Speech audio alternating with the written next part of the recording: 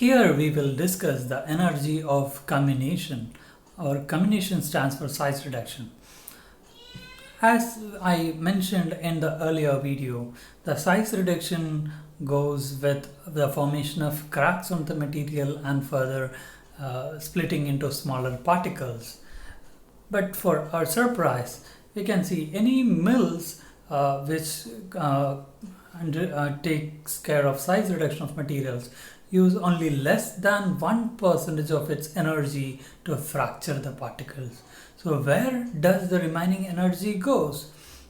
The rest of the energy is dissipated in the following mechanisms or following effects, like elastic deformation, transport of materials within the milling chamber, friction between particles, friction between mill and the particles, heat, vibration and noise, and inefficiency of the transmission motor. So the 99% of the energy is lost in this way. So a very good machine, milling machine, will be able to utilize more energy, and that should be translated into the size reduction. So let us see how the energy can be calculated for size reduction. What is the requirement of energy? So this is the relation between the energy input and degree of size reduction. The energy required to reduce the size of particles is inversely proportional to the size raised to some power. So dE by dt is equal to minus C divided by d raised to n. Here, as you can see, E is the work done in kilowatt and D is the size of the unit mass and C is the constant and N is again a constant value. C is in whatever, that is the energy which is constant given for a mill. And when here the N is minus 1, what happens? The equation changes into E is equal to C natural log di by dN. Di is nothing but the size of the feed and dN is the size of the product. So that shows the relation between the input material and the output product. Di by dN is otherwise called as a reduction ratio. The ratio at which the reduction has happened, there is a reduction ratio. And here the n can be assigned different values like 1, 1.5 and 2. And if the value of n is 1, it is called as Kick's law. And the value at 1.5, it becomes Bond's law. And if the value of n is 2, it becomes Rittinger's law. So let us see what are these laws. Let us begin with Rittinger's theory. Rittinger's theory states that E, the energy required for size reduction of a unit mass, is directly proportional to the surface area produced. So the equation compares the surface area of the materials, means the feed and the product. E is equal to Kr into Sn minus Si. S stands for surface area, Si is the initial specific surface, and Sn is new specific surface after size reduction. Kr is Rittinger's constant, that is energy per unit area.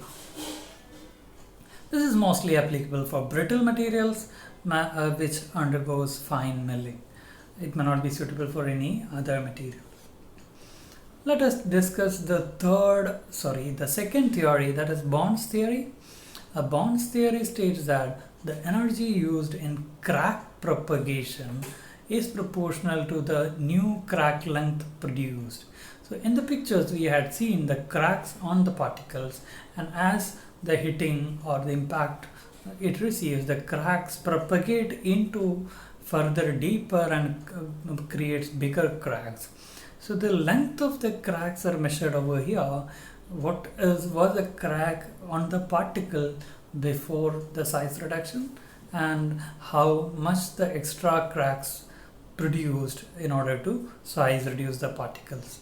So the equation is essentially the format looks like the previous one, but the parameters changes.